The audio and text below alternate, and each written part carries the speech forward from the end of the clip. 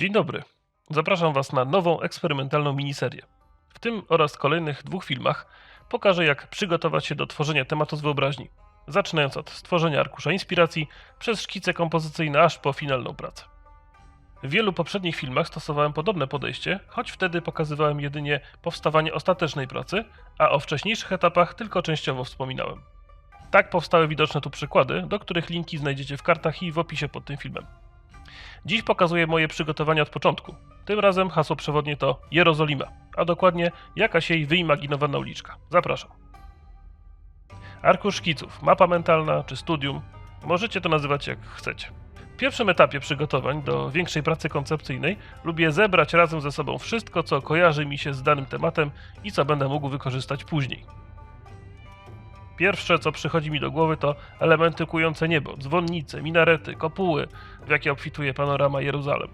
Niesamowite, często burzliwe współistnienie wielu kultur to wspaniała materia do tkania własnej kompozycji architektonicznej.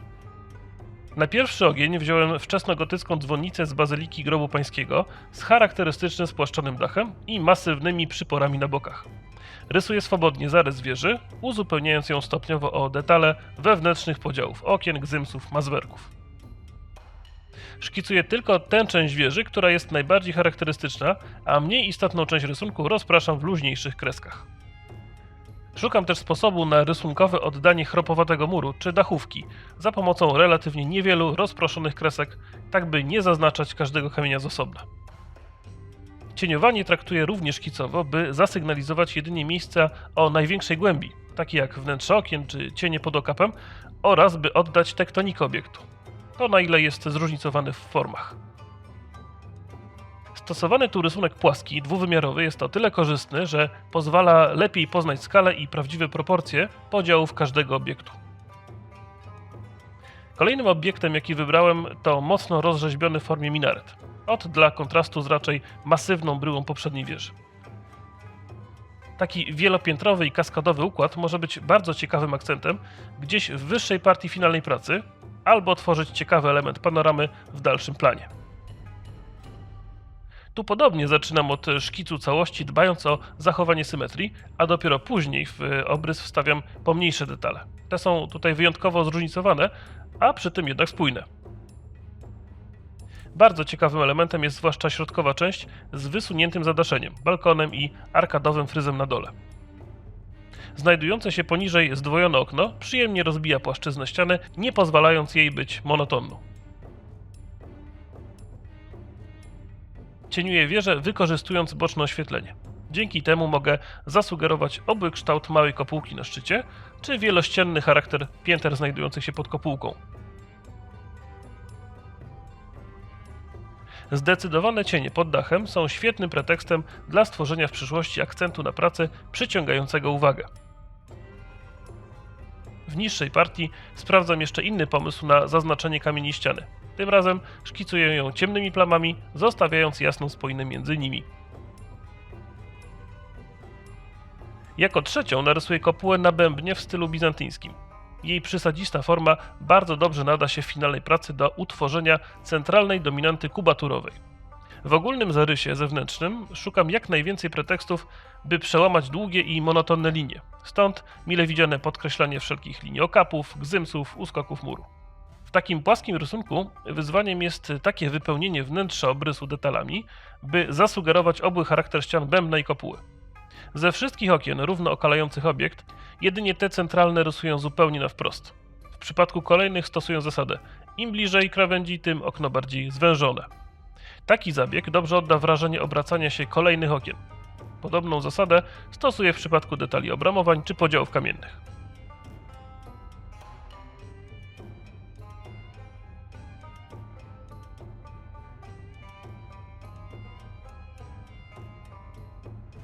W cieniowaniu, podobnie jak w przypadku minaretu, stosuję boczne oświetlenie, które jeszcze lepiej podkreśli obrotowy charakter obiektu.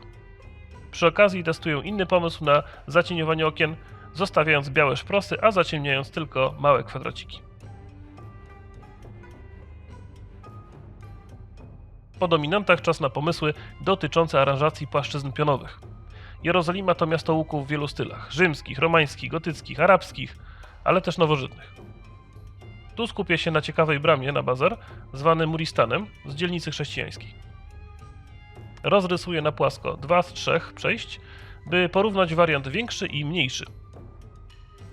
Szkic zaczyna zbliżać się do wcześniejszego rysunku kopuły, ale nie przejmuję się tym. Kluczowe elementy raczej nie będą ze sobą kolidować. Obiekt może wyjść dość płasko, więc podkreślam wszystkie jego cechy, które ubogacą jego strukturę. Podziały kamienne, cienie pod gzymsami i obok pilastrów. Takie ażurowe i bogato zdobione przejście może przydać się w finalnej pracy jako jeden z głównych elementów. Dzięki niemu będę mógł powiązać i przepleść ze sobą pierwszy plan z planami dalszymi. Innym ciekawym detalem są gotyckie łuki bram i kościołów z czasów krucjat.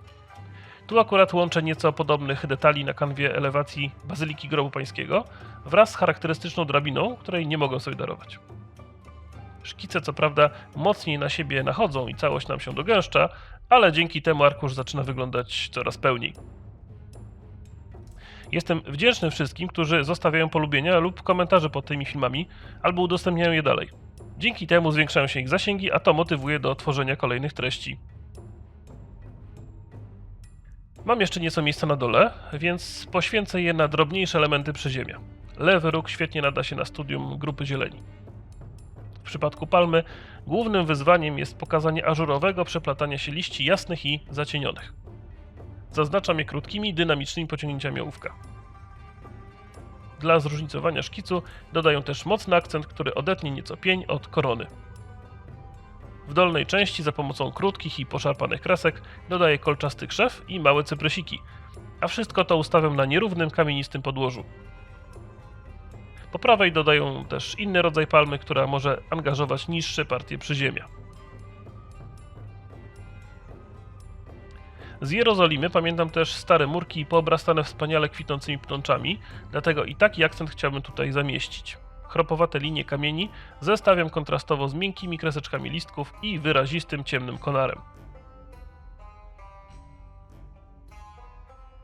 Jerozolima to też oczywiście tygiel narodów. Tu dla oddania charakteru zaznaczę kilka postaci w charakterystycznym ubiorze czy otoczeniu. Hasyda w tradycyjnym stroju oraz kramik z kupcami w powłóczystych szatach. Wygląda na to, że detale już mam. Teraz czas skleić z nich coś spójnego. Jeśli zapomniałem o czymś charakterystycznym, albo uważacie, że coś dobrze byłoby tu jeszcze dodać, napiszcie proszę wasze pomysły w komentarzach. Obiecuję uwzględnić najciekawsze z nich w kontynuacji tego filmu.